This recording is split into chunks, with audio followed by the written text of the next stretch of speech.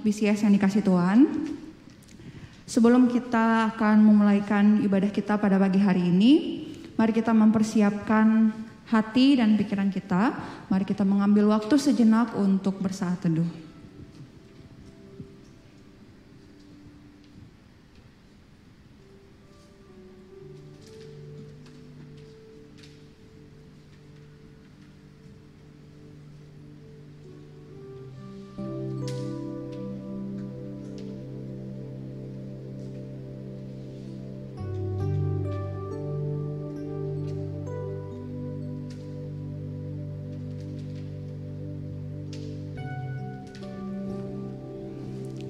Saya mengundang jemaat untuk bangkit berdiri.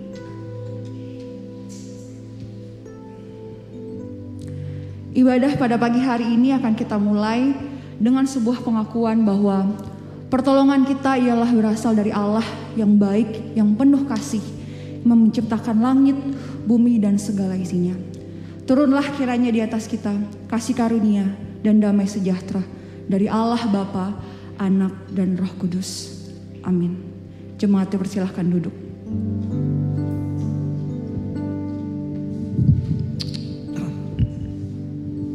Shalom, selamat pagi jemaat yang terkasih dalam Tuhan. Karena kemurahan Tuhan kita diberikan kesempatan minggu ini untuk beribadah sekali lagi di dalam hadirat-Nya. Di minggu terakhir sebelum kita merayakan Paskah, saya mau mengajak saudara sekalian untuk mengingat pengorbanan Tuhan Yesus di atas kayu salib yang akan kita peringati minggu depan di rangkaian Jumat Agung lalu Paskah. Pengorbanannya ada suatu karya yang begitu indah yang kita nggak bisa pahami dengan logika kita. Ketika kita masih menjadi musuhnya karena dosa kita, Tuhan Yesus tetap memilih untuk mengorbankan dirinya karena kasihnya terhadap kita. Mari jemaat kita sama-sama menaikkan pujian ini, sungguh indah.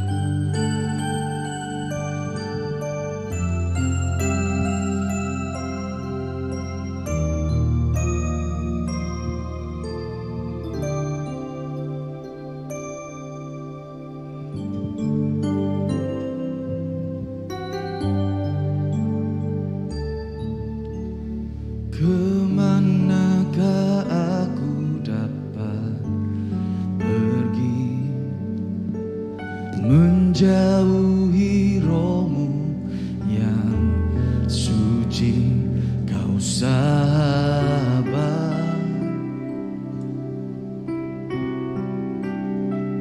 dan kau dekat.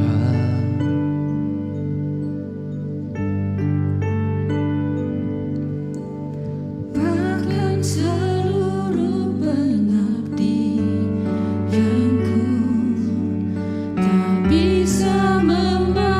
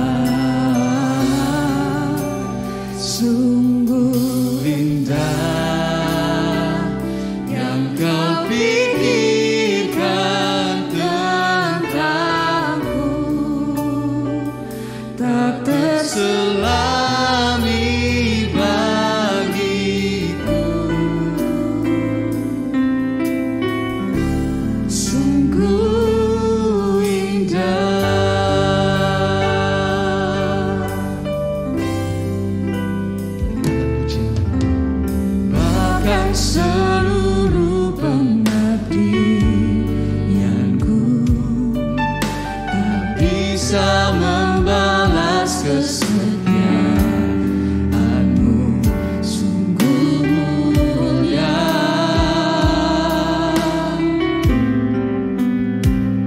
dan berharga. Sungguh besar pengorbanan-Mu bagiku,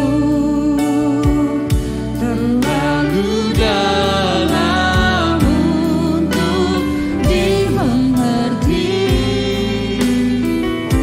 Sungguh besar,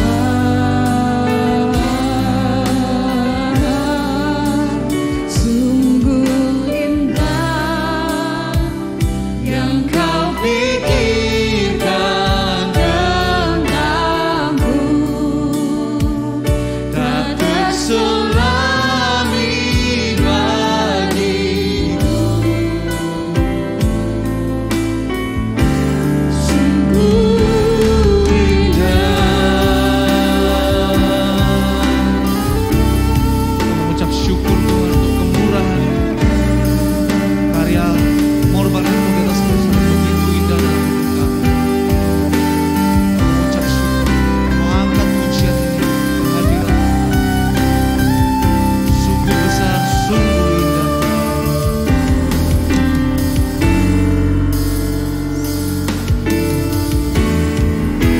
Sungguh besar pengorbanan-Mu bagiku, terlalu dalam untuk dimengerti. Sungguh besar, sungguh indah yang Kau pikirkan tentangku, tak terselami bagiku. Sungguh indah. Sekali lagi kita naikkan sungguh besar. Sungguh besar pengorbanan-Mu bagiku, terlalu dalam untuk dimengerti. Sungguh besar, sungguh indah yang Kau pikirkan tentangku, tak terselami bagiku. Sungguh indah, sungguh indah, sungguh indah.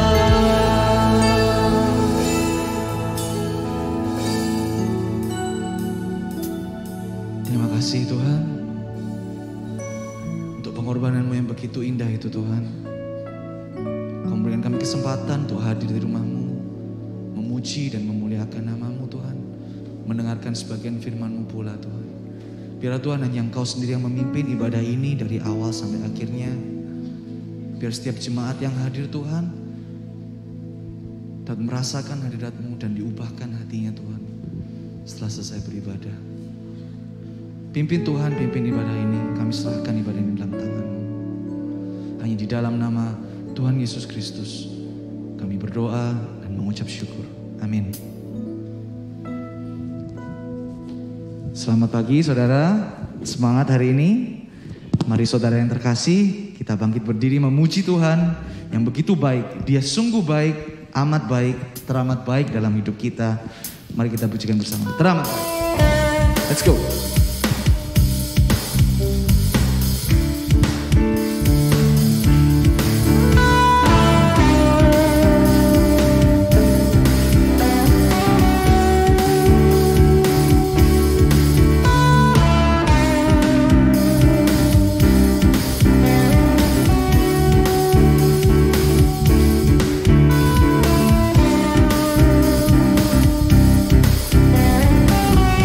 hadapan kemegahan.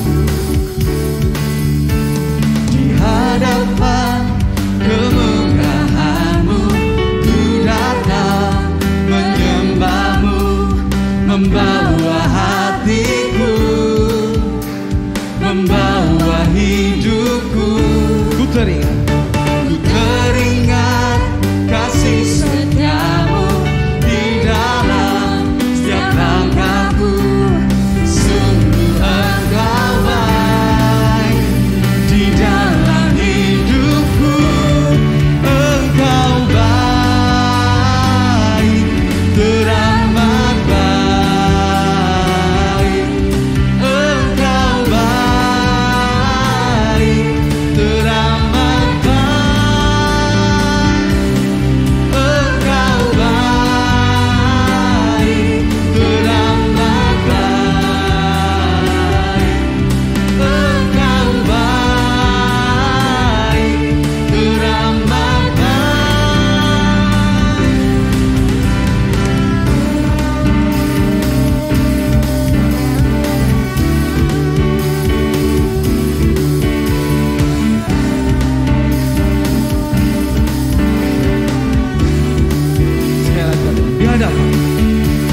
di hadapan kemegahan-Mu ku datang menyembah-Mu, membawa hatiku, membawa hidupku. Ku teringat kasih setia-Mu di dalam setiap langkahku. Sungguh Engkau baik di dalam hidupku. Engkau baik, teramat baik. Engkau baik, teramat baik. Engkau baik, teramat baik. Engkau baik, teramat baik. Beri ucapan syukurku padamu Yesus Tuhan. Engkau baik, teramat baik. Engkau baik, teramat baik. Engkau baik, teramat baik. Engkau baik, teramat baik. Sekali lagi. Engkau baik, teramat baik. Engkau baik, teramat baik. Engkau baik, teramat baik. Engkau baik, teramat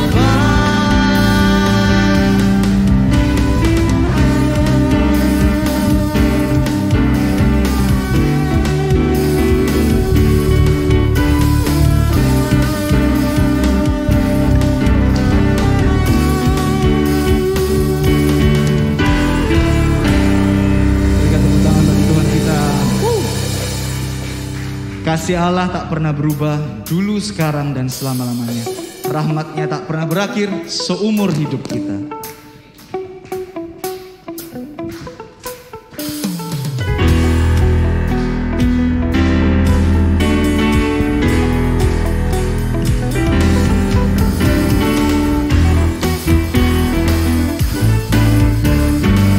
Yang bersukacita bertepuk tangan bagi Tuhan kita. Let's go.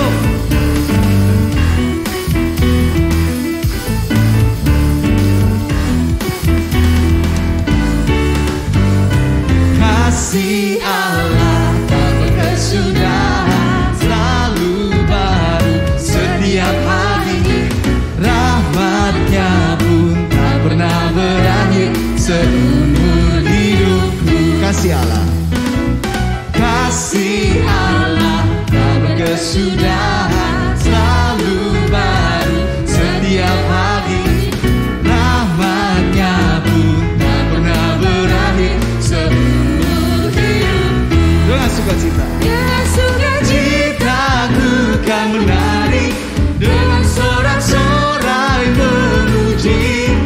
Ku naikkan pujian, haleluya, nyanyi bagi Dia Sang Raja, nyanyi bagi Dia Sang Raja.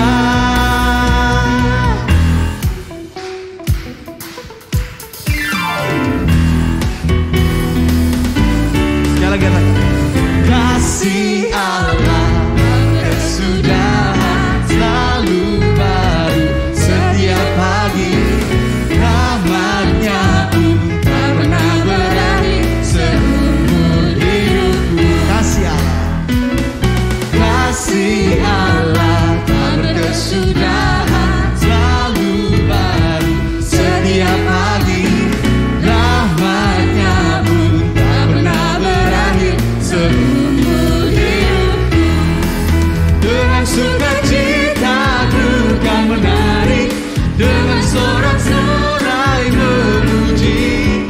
Ku naikkan pujian, haleluya, nyanyi bagi Dia Sang Raja, nyanyi bagi Dia Sang Raja. Dengan sukacitaku kan menari, dengan sorak-sorai memuji. Ku naikkan pujian, haleluya, nyanyi bagi Dia Sang Raja, nyanyi bagi Dia Sang Raja. Musik.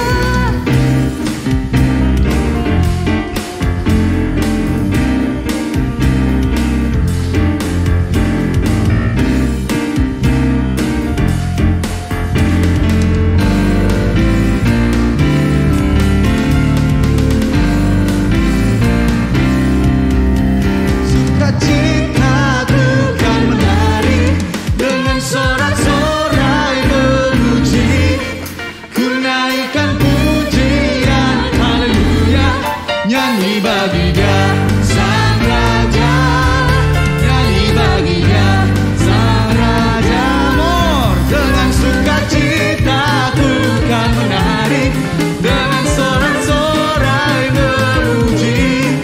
Ku naikkan pujian, haleluya, nyanyi bagi Dia Sang Raja, nyanyi bagi Dia Sang Raja. Selamanya.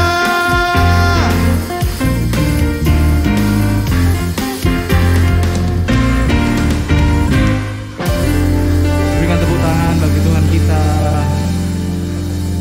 Mari bersama sebelum kita menyembah Tuhan untuk menyambut firman Tuhan, kita nyatakan bersama pengakuan iman rasuli yang berbunyi demikian. Aku percaya kepada Allah, Bapa yang Maha Kuasa, Khalik langit dan bumi, dan kepada Yesus Kristus anaknya yang tunggal Tuhan kita, yang dikandung dari Roh Kudus, lahir dari anak darah Maria, yang menderita sengsara di bawah pemerintahan Pontius Pilatus, disalibkan, mati dan dikuburkan, turun ke dalam kerajaan maut. Pada hari yang ketiga bangkit pula dari antara orang mati, naik ke surga, duduk di sebelah kanan Allah, Bapa yang Maha Kuasa. Dan dari sana Ia akan datang untuk menghakimi orang yang hidup dan yang mati. Aku percaya kepada Roh Kudus, gereja yang kudus dan am, persekutuan orang kudus, pengampunan dosa, kebangkitan tubuh, dan hidup yang kekal.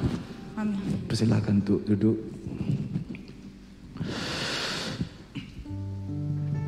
Sebelum kita mendengarkan firman Tuhan, mari kita bersama mengangkat satu penyembahan ini di hadirat Tuhan. Penyembahan ini mengingatkan kita oleh karena salibnya kita dapat menerima keselamatan. Oleh karena salibnya setiap kita dilayakkan untuk datang dan hadir di rumahnya pada hari Minggu ini. Mujizat terbesar dalam hidup kita bukan harta, kesehatan atau apapun itu secara fisik, namun ketika kita menerima keselamatan melalui Yesus Kristus karena salibnya.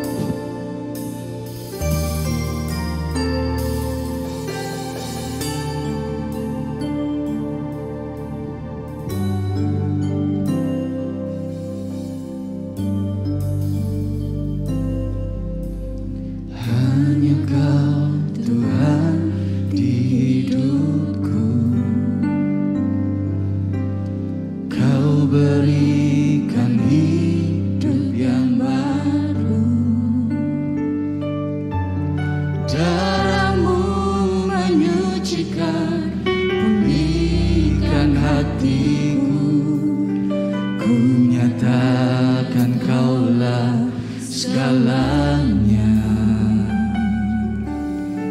Engkaulah sumber pengharapan, kuasa-Mu sanggup menyembuhkan. Jiwaku pun berserah hanya kepadamu, Yesus, Kaulah segalanya. Karena salib-Mu ku hidup, karena salib-Mu ku menang. Engkau yang berkuasa sanggup untuk melakukan mujizat-Mu di hidupku.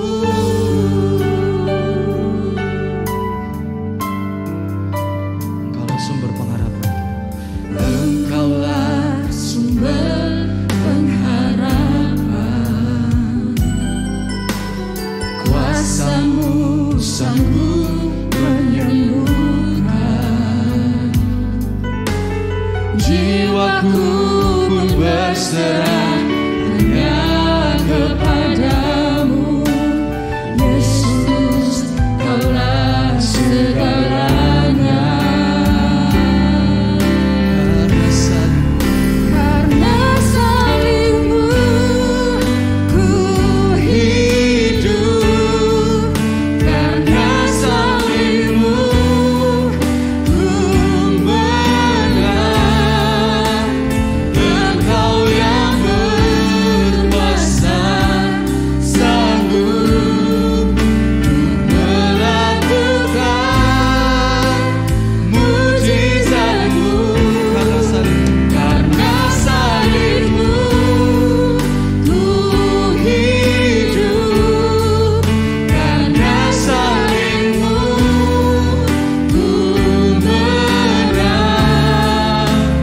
Engkau yang berkuasa sanggup untuk melakukan mujizat-Mu di hidupku.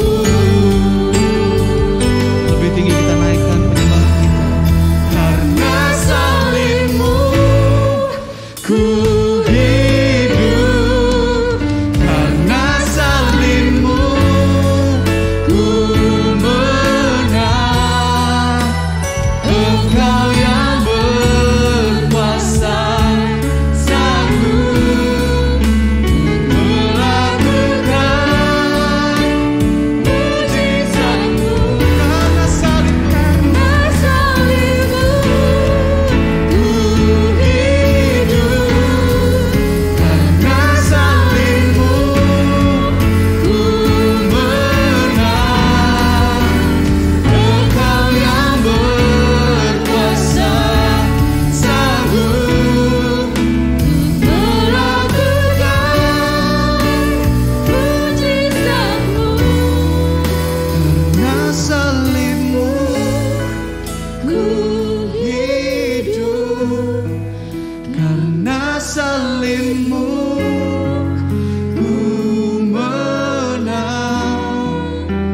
Engkau yang berkuasa sanggup untuk melakukan mujizat-Mu. Engkau yang berkuasa. Engkau yang berkuasa sanggup untuk melakukan mujizat-Mu di hidupku.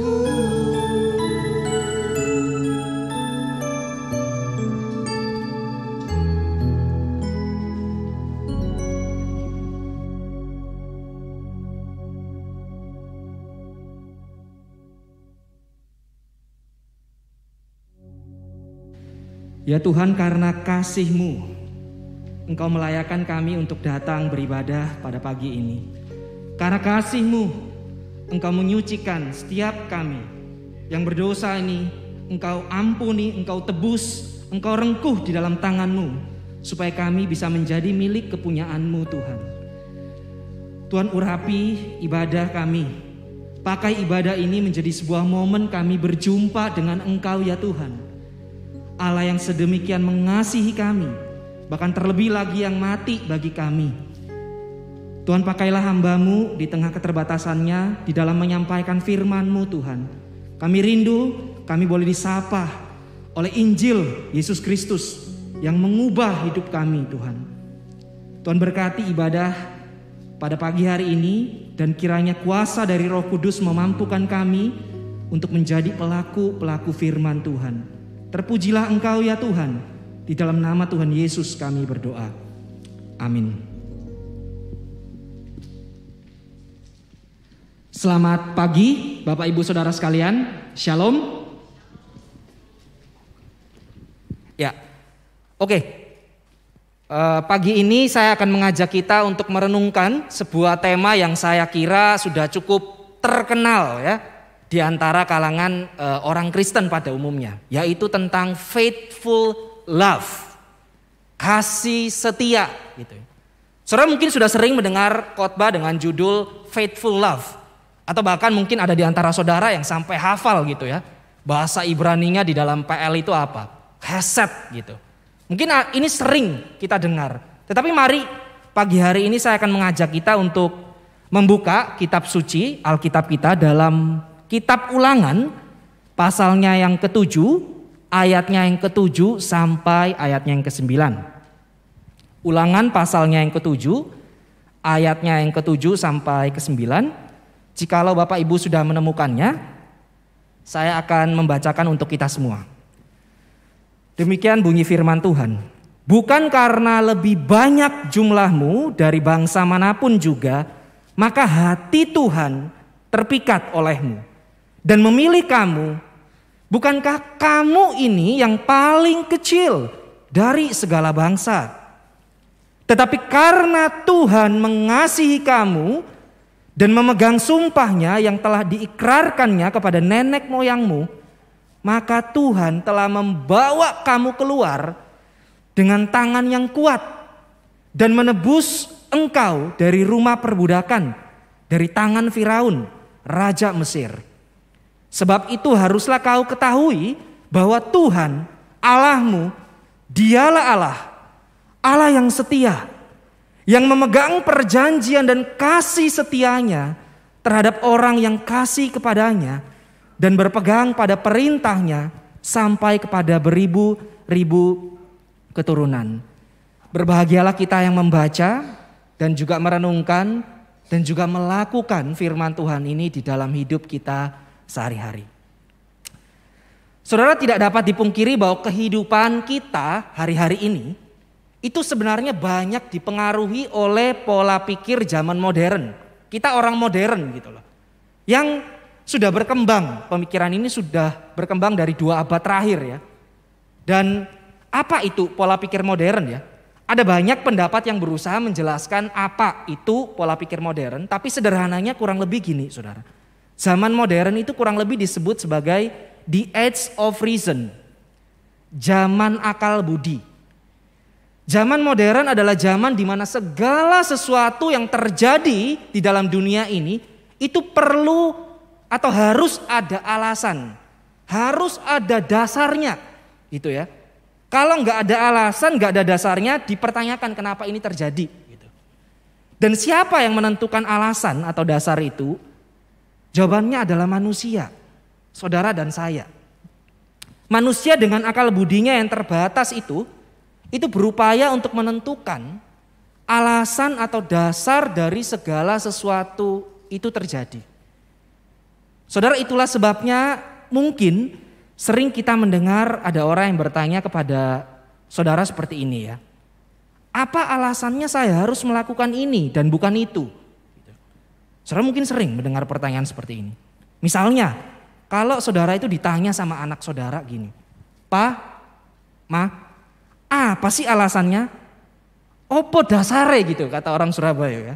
Saya tuh harus datang beribadah secara ragawi. Kenapa saya nggak beribadah aja di rumah secara virtual? Apalagi kalau anak saudara tuh pinter. Dia kasih alasannya gini. Bukankah Pa, Ma, Allah itu juga bisa hadir dimanapun dan tidak terbatas oleh ruang dan waktu. Bukankah saya juga bisa, Ma, untuk beribadah di rumah secara virtual. Nah, lah wes kayak gini mateng kon katanya orang Surabaya kan biasa. Nah saudara, ini baru satu contoh sebenarnya mengenai ibadah. Sementara masih ada banyak hal yang seringkali dipertanyakan alasan sama dasarnya. Misalnya saya kasih contoh satu lagi ya.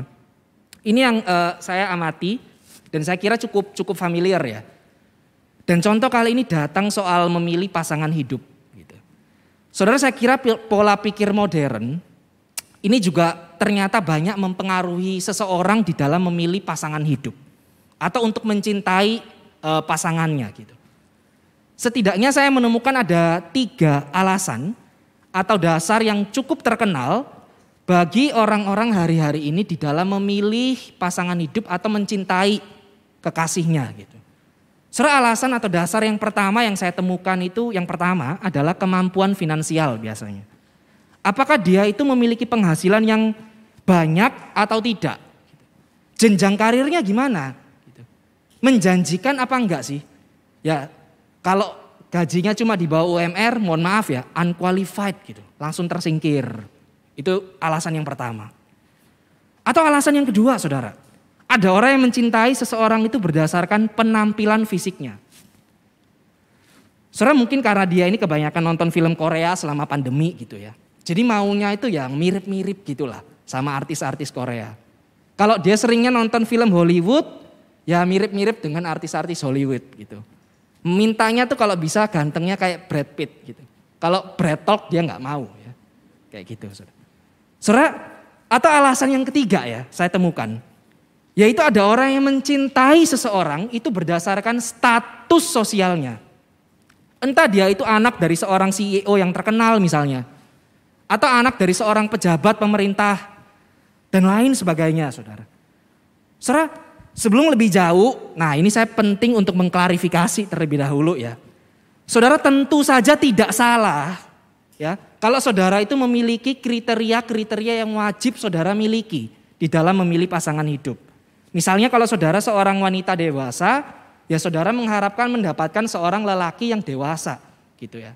Dan demikian juga sebaliknya saya kira. Dan memang saya juga harus mengakui bahwa cinta itu kan tidak dipelajari di sekolah toh ya. Dan cinta itu juga bukan seperti rumus matematika gitu ya. Dimana kita tuh kalau mau mencintai seseorang itu harus ada pikir panjang kali lebarnya saudara. Saya kira tidak demikian di dalam mencintai seorang. Saya kira tidak perlu rumus-rumus tertentu untuk kita mencintai orang. Dan saudara, kita dengan kata lain bisa bebas untuk mencintai. Tetapi saudara, bebas itu bukan bebas sebebas-bebasnya saudara. Saudara, hal ini penting kita ketahui. Kenapa? Sebab hari-hari ini ya saudara, dunia kita itu sedang menampilkan fenomena-fenomena cinta yang begitu bebas. Fenomena-fenomena cinta yang tanpa batas. Misalnya yang saudara jumpai pernikahan sesama jenis misalnya. Itu mulai dibenarkan, bukan hanya diterima saudara. Atau yang lebih ekstrim. Dikabarkan ada orang-orang tertentu yang menikah dengan benda-benda mati. Misalnya handphone mereka gitu ya. Laptop. Dan lain sebagainya alat-alat elektronik. Saudara, tentu saja fenomena-fenomena seperti ini akan membuat kita mengerutkan dahi kita dan ini miris bukan? Saudara, kembali lagi soal pasangan hidup ya. Saya juga mau mengklarifikasi begini.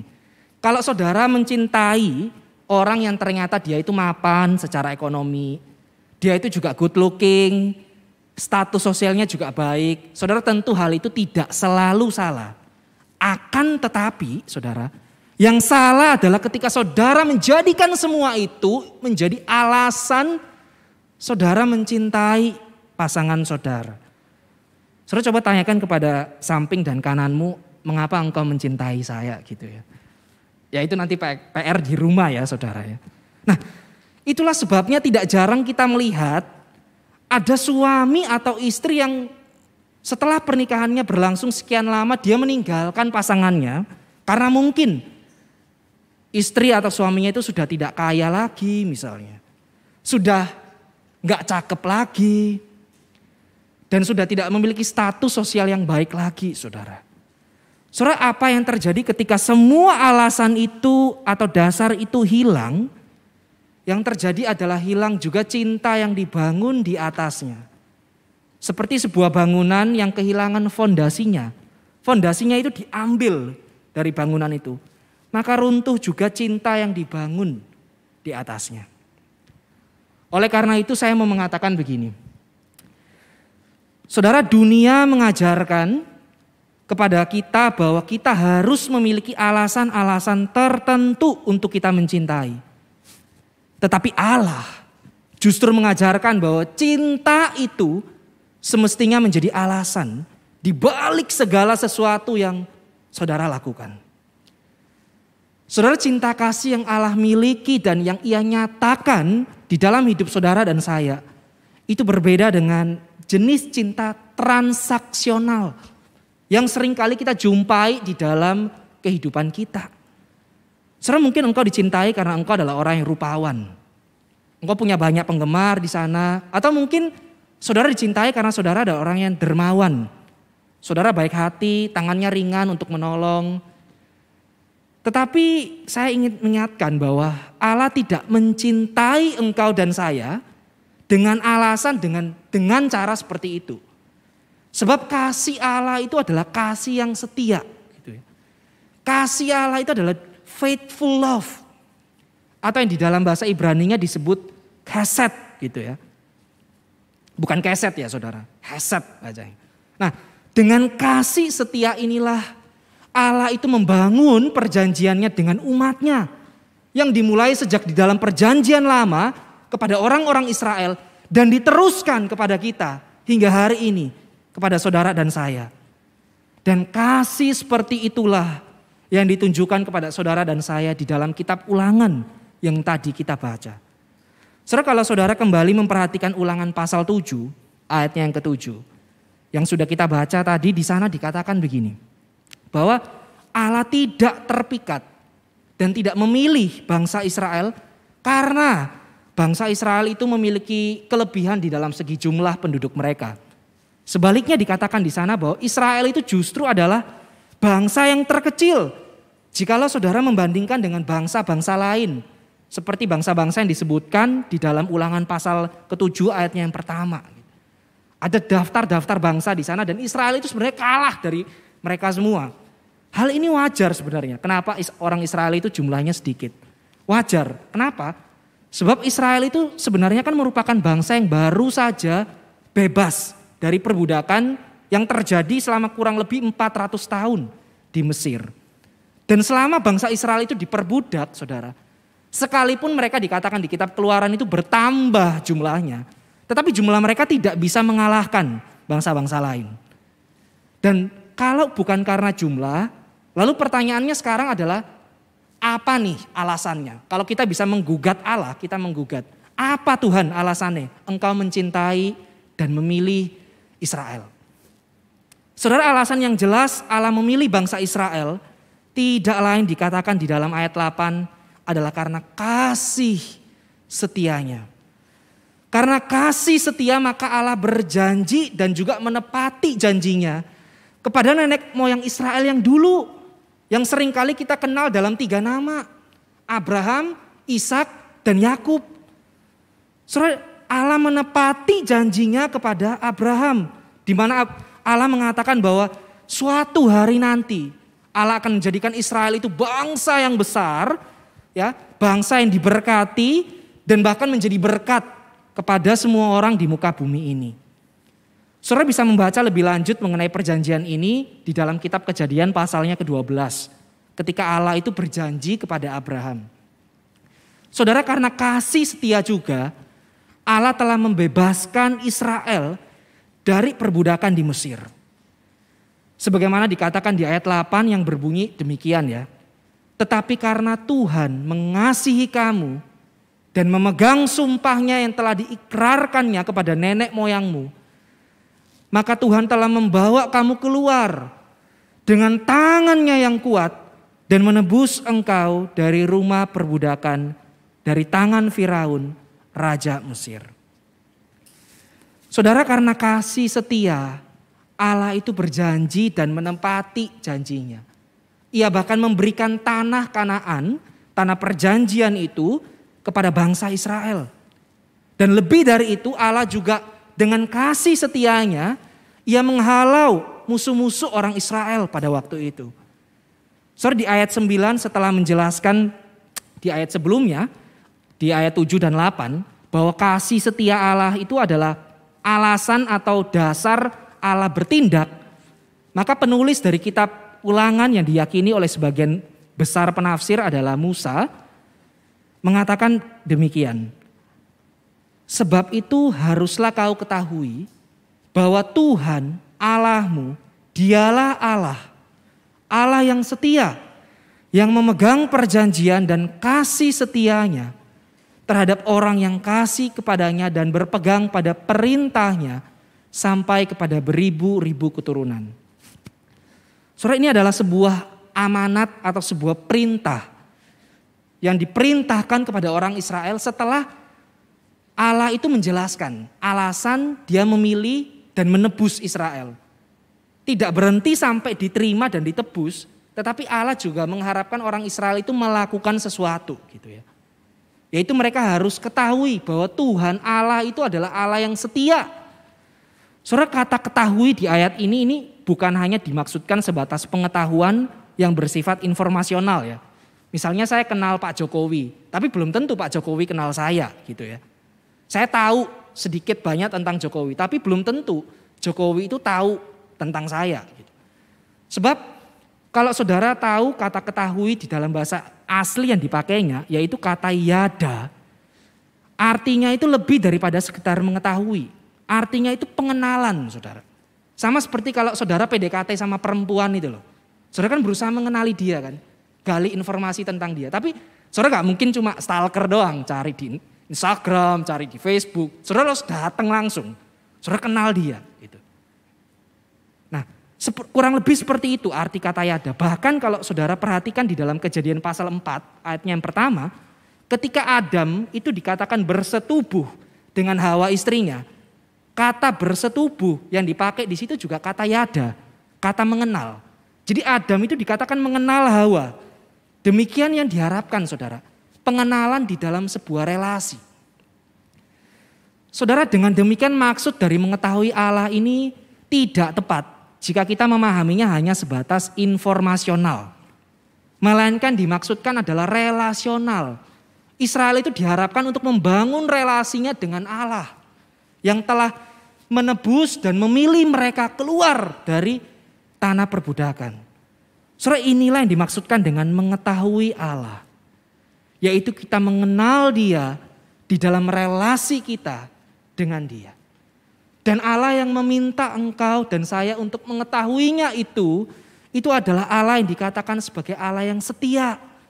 Dia bukan hanya memiliki kasih yang setia, tetapi dia disebut sebagai the faithful God. Allah yang setia. Allah yang memegang perjanjiannya dengan saudara dan saya dengan kasih setianya itu. Dan saudara, untuk Allah yang sebegitu setia mencintai engkau dan saya, maka ada dua hal penting yang patut untuk saudara dan saya renungkan bersama di dalam perjalanan kita sehari-hari mengikuti dia. Saudara, yang pertama, Allah mencintai engkau apa adanya, bukan karena adanya apa. Saudara, apa yang membuat Allah mencintai engkau apa adanya? Tentu saja alasannya adalah karena Allah itu sendiri adalah Allah yang kasih. Seperti yang dikatakan oleh Rasul Yohanes, Allah itu adalah Allah yang kasih. Dan kasih Allah itu adalah kasih yang setia, Bapak Ibu Saudara. Kasih yang seperti seorang anak kecil ya, yang datang kepada papa dan mamanya dan berkata, "Mama, sorry ya hari ini nilai ulanganku jelek. Aku malu-maluin papa." Tetapi hal pertama yang dilakukan oleh orang tuanya adalah dia tidak memarahi anaknya. tetapi dia memeluk anaknya dan mengatakan mau nilainya jelek atau buruk atau bagus sekalipun, kamu tetap anak papa dan mama. Papa mama mengasihi kamu apa adanya. Terlebih dan terutama engkau itu adalah anak papa dan mama, terutama itu sebelum engkau mendapatkan nilai-nilai dan pencapaian-pencapaianmu. Saudara, itu penggambaran kasih yang setia ya. Kasih yang konsisten. Saudara, entah engkau itu adalah seorang bisnismen, pekerja yang sukses, atau mungkin saudara yang hari-hari ini jenuh dengan pekerjaan saudara ya. Atau mungkin saudara itu adalah seorang ibu rumah tangga sehari-harinya, sibuk di rumah setiap harinya. Atau saudara adalah seorang murid di sekolah, saudara masih belum bisa bekerja, belum bisa menghasilkan apa-apa gitu. Atau engkau dan saya yang dulunya sekarang masih menjadi orang ya, sampai sekarang menjadi orang Kristen itu masih bergumul dengan karakter-karakter kita ya. Dengan keberdosaan-keberdosaan kita. Atau sebaliknya saudara yang sudah bisa menghasilkan buah-buah roh. Saudara perlu tahu bahwa bukan karena apa yang kita hasilkan, bukan karena apa yang kita miliki, maka hati Tuhan itu terpikat oleh kita. Saudara, Allah itu bukan seperti ikan yang mudah dipancing, saudara. Dan kasih setia Allah itu adalah kasih yang graceful. Kasih yang mencintai engkau dan saya itu apa adanya. Allah itu tidak pernah mengatakan aku mencintai kamu karena kamu itu adanya apa gitu. Entah itu kamu orangnya cakep, entah kamu itu orangnya dermawan dan lain sebagainya. Saudara, Tuhan itu tidak mencintai manusia dengan cara demikian. Sebab ini alasan yang penting saudara.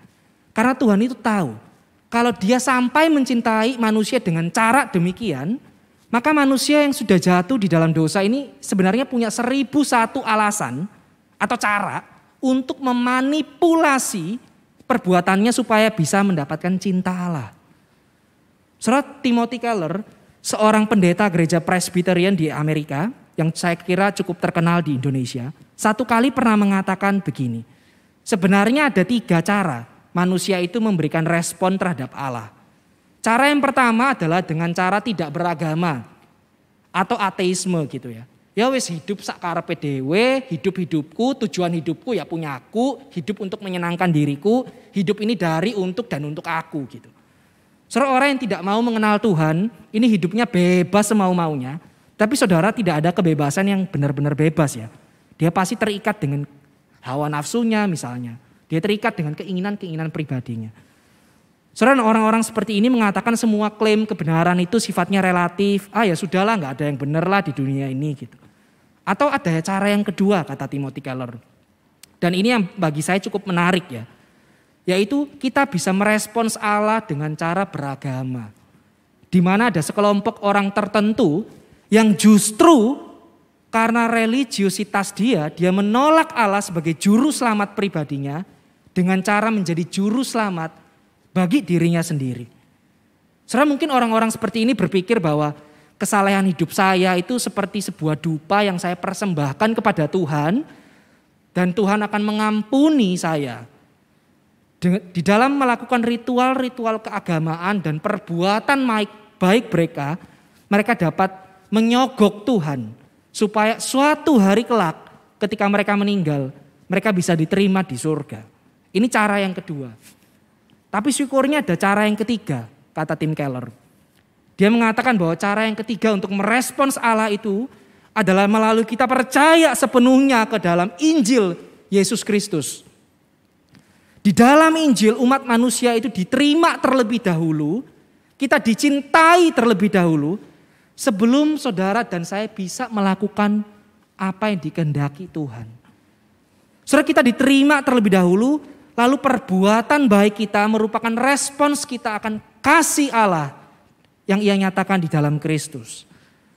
Perbuatan baik kita bukan kita pakai untuk menyogok Tuhan, tetapi sebagai respons kita, sebagai ibadah kita di hadapan Tuhan. Saudara, jika Allah mencintai engkau dan saya dengan cara seperti ini, yaitu mencintai apa adanya, maka sudah semestinya cinta seperti itu juga menjadi bagian dalam kehidupan kita. Saudara, cinta Allah yang apa adanya ini seharusnya menjadi cinta kita kepada sesama kita. Saudara, cinta kepada suami misalnya, cinta kepada istri kita, cinta kepada saudara kita, cinta kepada sahabat-sahabat kita. Saudara, kasih setia yang mencintai apa adanya ini adalah jenis kasih yang membedakan kasih Kristiani dengan kasih non-Kristiani. Dan cinta yang tanpa alasan ini adalah cinta yang bukan cinta yang eksklusif gitu. Ia tidak hanya diberikan kepada 1-2 orang. Ia tidak hanya diberikan kepada 1-2 golongan atau kelompok. Tapi ia diberikan, di-extend ke semua orang. Saudara, cinta apa adanya harus melampaui perbedaan yang ada. Sebab dengan begitulah ia dikatakan cinta. Namun saudara, saya ingin mengatakan bahwa jika khotbah saya berhenti hanya pada poin yang pertama, bahwa kita itu harus mencintai orang itu apa adanya gitu ya. Seperti Tuhan mengasihi Israel gitu. Sebenarnya cinta seperti ini bisa di-abuse. Atau bisa diperalat oleh orang-orang yang tidak bertanggung jawab. Kita itu bisa menjadi bucin ya, budak cinta. Tetapi cinta kita itu tidak bermanfaat, tidak ada gunanya bagi orang yang kita cintai. Karena itu di sisi lain dari kasih Allah yang apa adanya itu adalah kasih yang mengubahkan. Maka saya mau katakan di poin yang kedua ini adalah Allah memang mencintai engkau apa adanya. Tetapi karena cintanya itu, ia tidak akan membiarkan engkau dan saya terus apa adanya. Saudara, sekalipun engkau dan saya dicintai apa adanya, tetapi hal itu bukan berarti kasih Allah hanya berhenti sekedar menerima engkau menjadi milik kepunyaannya. Sebab kasih Allah itu juga adalah kasih yang mentransformasi. Kasih yang memberikan kepada saudara dan saya tanggung jawab. Itu sebabnya kalau kita membaca di ayat selanjutnya, di dalam Ulangan pasal 7 ayat ke-11 dikatakan seperti ini.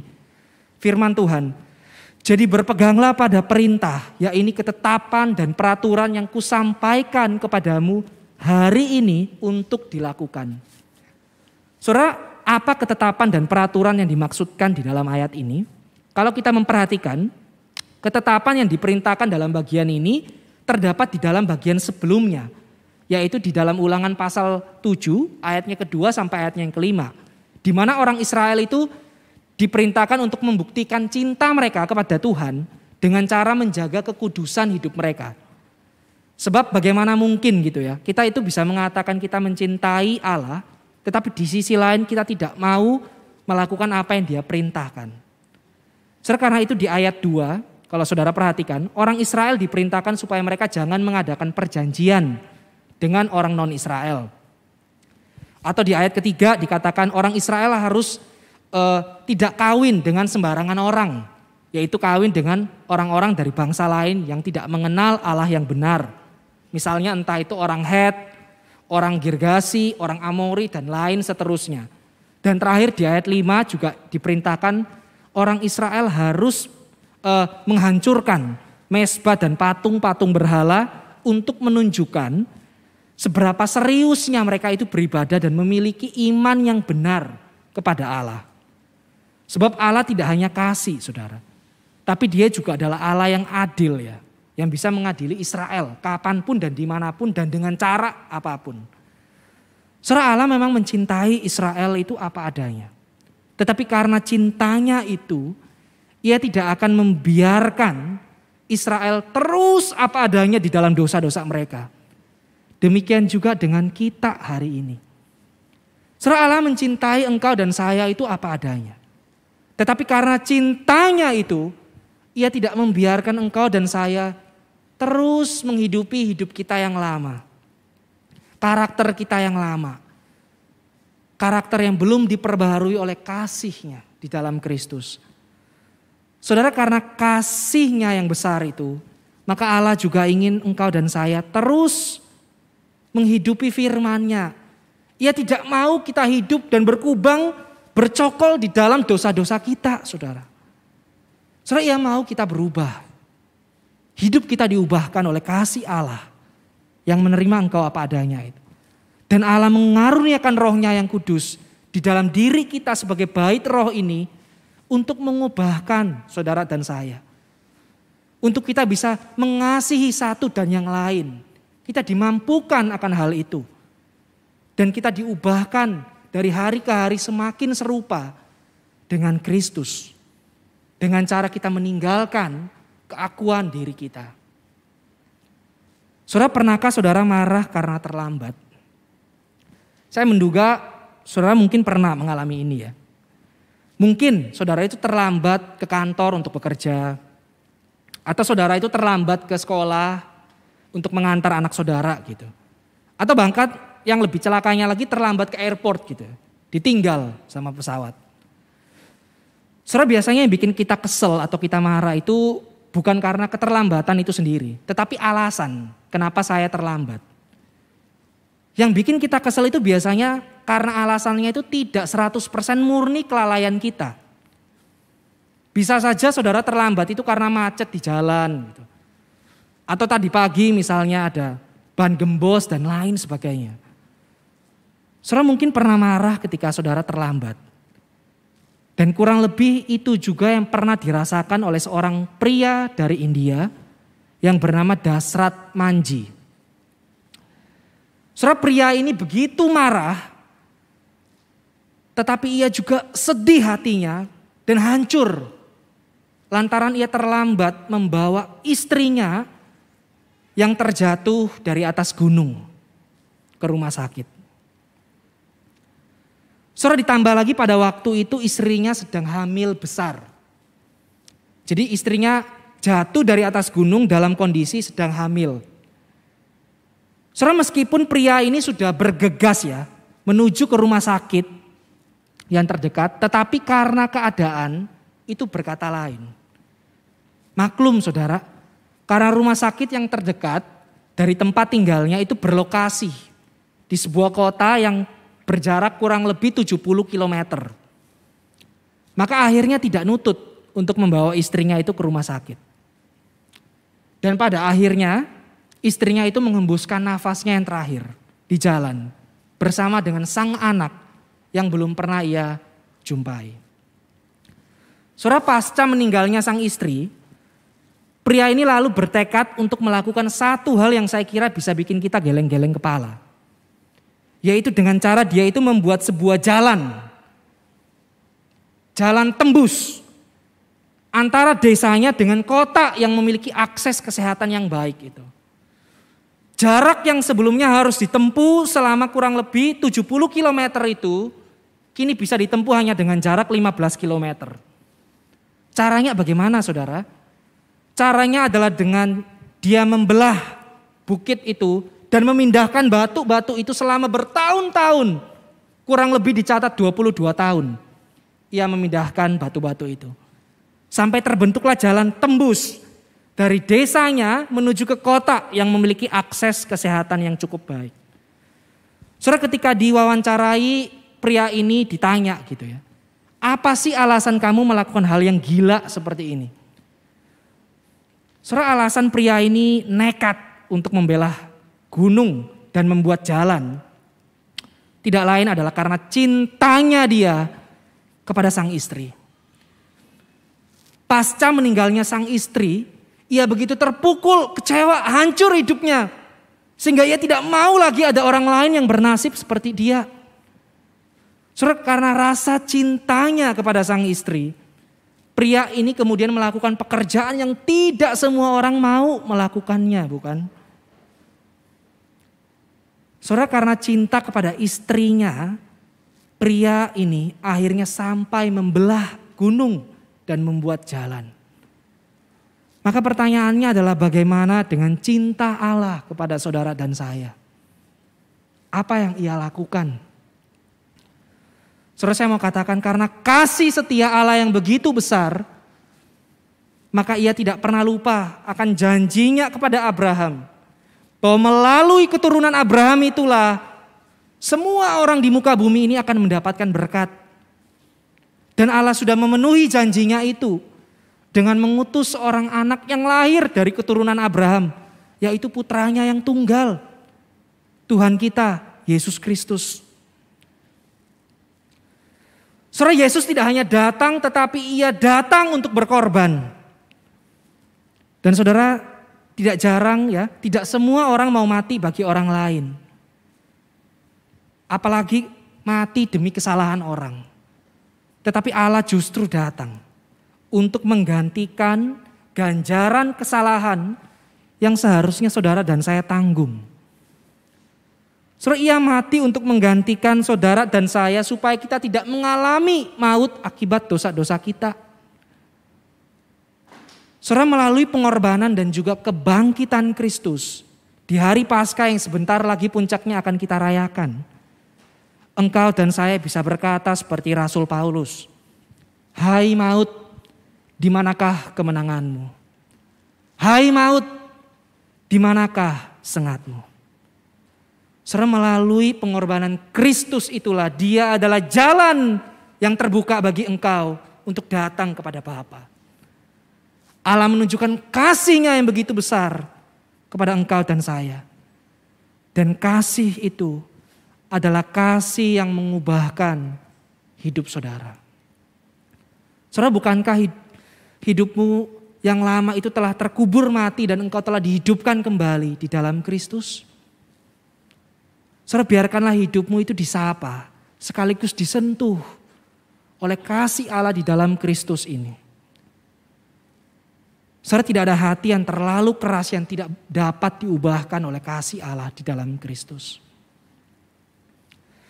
Dan tidak ada hidup yang terlalu rusak yang tidak dapat diperbaharui untuk menjadi hidup yang baru di dalam Kristus. Mari saudara-saudara, datanglah kepada Dia yang mengasihi saudara apa adanya itu. Ia mengasihi bukan karena saudara punyanya apa. Dan datanglah kepada Dia yang dengan kasih-Nya yang begitu besar di dalam Kristus, Ia mati bagi saudara. Ia mati untuk membeli hidup kita menjadi milik kepunyaannya. Dan Ia bangkit untuk menjamin hidupmu bahwa engkau punya masa depan yang bukan suram tetapi cerah dan terang. Mari tundukkan kepala dan saya mengajak kita untuk berdoa. Ya Tuhan, di minggu terakhir sebelum kami memasuki masa Prapaskah dan Paskah nantinya, ajarkanlah kami Tuhan untuk boleh mengenal cinta-Mu. Cinta-Mu yang begitu setia, yang telah Engkau nyatakan di dalam karya Putra-Mu yang tunggal. Yesus Kristus yang telah membuka jalan itu yang sebelumnya tertutup karena dosa kami. Engkau buka jalan itu supaya kami datang kepada Bapa. Dengan keberdosaan kami diterima, kami diampuni, dan Roh Kudus itu membarui hidup kami, supaya kami meninggalkan hidup kami yang lama, Tuhan. Karena karya kematian dan kebangkitan Yesus, kami mau Tuhan untuk kami memiliki hidup yang baru, hidup yang diubahkan oleh kasih-Mu Tuhan. Kami rindu Tuhan, kami boleh berjalan di jalan yang mungkin sempit itu, tetapi Tuhan menuntun tangan kami. Tuhan, inilah seru dan doa kami. Dan kami juga mau berdoa Tuhan, atas persembahan yang kami beri kepada-Mu Tuhan. Ya Tuhan, kami memberi bukan supaya kami diberkati oleh Tuhan, tetapi karena kami sudah diberkati terlebih dahulu. Khususnya anugerah dan kasih Tuhan yang kami terima di dalam anak-Mu yang tunggal, yang mati dan menebus hidup kami Tuhan. Ya Tuhan, kami juga mau membawa saudara-saudara kami ke dalam doa. Mungkin hari-hari ini ada mereka yang bergumul dengan rumah tangganya. Mereka yang sering kali Tuhan dicobai di dalam rumah tangganya. Kiranya Tuhan yang boleh memimpin. Sehingga pasangan suami istri, keluarga yang ada di tempat ini boleh melewati padang gurun itu. Tuhan, kami juga mengingat untuk saudara-saudari kami yang bergumul dengan sakit penyakitnya Tuhan. Kiranya Tuhan boleh mendengar ratap dan seruan doa mereka. Tuhan yang menyembuhkan sesuai dengan waktu dan kehendak rencana Tuhan. Dan Tuhan, kami membawa doa untuk pekerjaan-pekerjaan kami yang kami geluti saat ini. Kiranya Tuhan boleh memberkati apa yang kami kerjakan dengan tangan kami Tuhan. Kami rindu Tuhan, melalui pekerjaan kami juga ada banyak orang diberkati. Dan tidak lupa kami juga berdoa bagi bangsa dan negara kami Tuhan. Di dalam menegakkan keadilan, kesejahteraan bagi seluruh masyarakat Indonesia. Khususnya bagi masyarakat yang saat ini sedang bergumul dengan keadaan ekonomi mereka. Untuk bergumul dengan pendidikan mereka. Tuhan kami berdoa Tuhan, kiranya keadilan dan kesejahteraan itu dinyatakan di bumi kami di Indonesia. Dengarlah seruan doa kami Tuhan, inilah doa kami. Terpujilah Engkau di dalam nama Putramu, Tuhan Yesus Kristus. Amin. Mari saya mengajak saudara-saudari untuk berdiri dan kita akan mengembalikan segala pujian kita kepada Allah, Allah yang mulia, yang kasih setianya senantiasa hadir dari dulu, sekarang, dan sampai selama-lamanya bagi kita. Doksologi.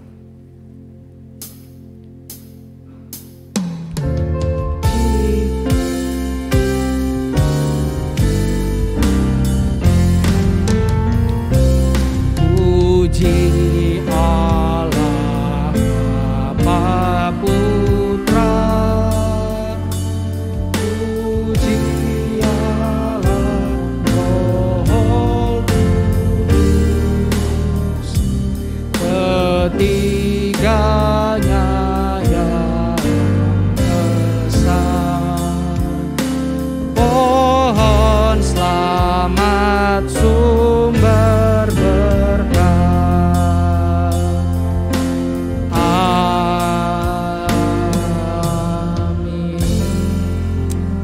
Mari kita arahkan hati kita dan diri kita kepada Tuhan. Dan terimalah berkat dari Tuhan.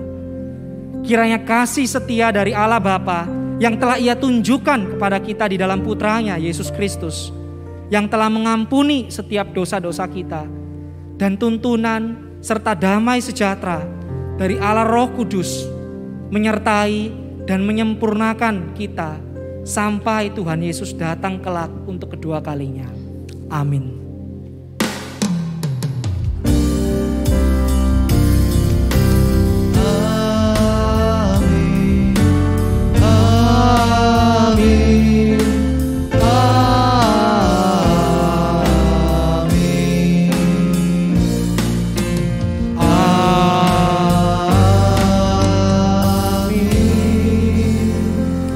Selamat hari Minggu, Tuhan Yesus memberkati kita semua.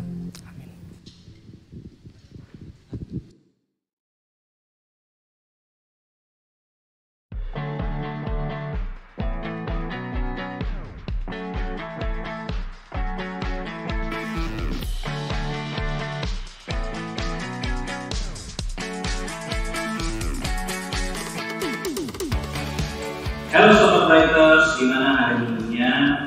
Apakah terberkati dalam hari minggu hari ini? Gimana? Ada sukacita? Oh, tapi tidak ada suaranya yang di sana mungkin? Oke, terima kasih responnya. Kenalkan, nama saya Adi. Kali ini saya akan membawakan beberapa pengumuman yang perlu diperhatikan oleh saudara-saudara.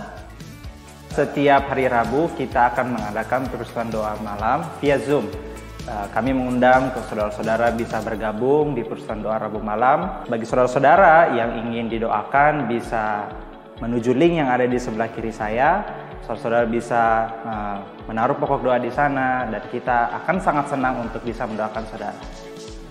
Kami akan mengadakan ibadah Jumat Agung pada tanggal 15 April jam 16.30 dan ibadah Paskah di hari Minggunya tanggal 17 April 2022 pada pukul 10 di Grand City Surabaya. Kami mengundang untuk jemaat untuk bisa hadir dan bergabung pada ibadah ini. BCS Surabaya membuka pelayanan digital yang seperti kita lihat sekarang nih, supaya setiap minggu bisa ada yang menggantikan saya. Mungkin saudara-saudara yang ada di sebelah sana, ya yang di dekat tembok sana mungkin, oke. Yang rindu untuk terlibat dalam pelayanan digital ataupun juga tidak harus pelayanan digital, ada juga bisa terlibat di pelayanan present worship atau di usher atau apapun, bisa join di link yang ada di sebelah kiri saya, bisa mendaftar melalui sana. Kami rindu untuk jemaat semua bisa terlibat dalam pelayanan ini. Last but not least, jangan lupa subscribe YouTube BCS Surabaya dan follow Instagram @BCS Surabaya. Happy Sunday, have a good day, and God bless you.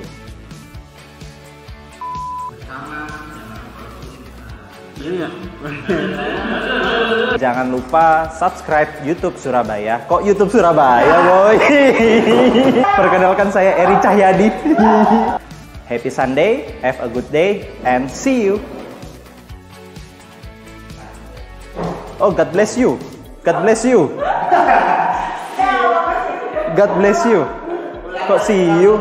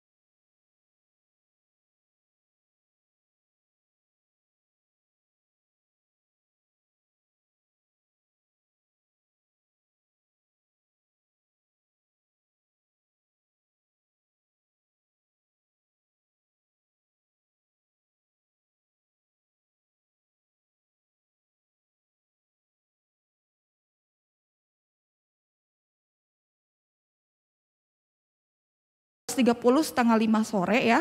Bagi saudara yang hendak hadir, saudara bisa mengisi formulir pendaftaran ya. Ini ada QR-nya, emang agak kecil ya, tapi di belakang juga ada QR lagi. Jadi saudara buat yang mau hadir onsite, tolong daftar, scan di belakang, di meja hitam belakang ada scan barcode ya.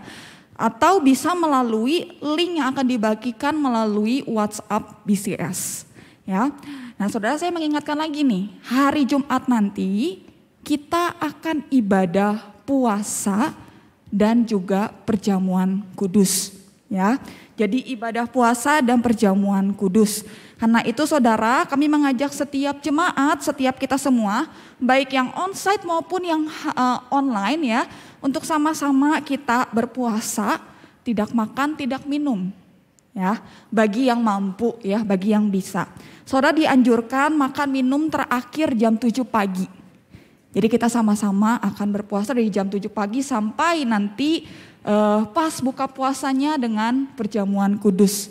Nanti bagi rekan-rekan yang akan hadir onsite, kita akan juga dibagikan konsumsi ya untuk bisa buka puasa juga.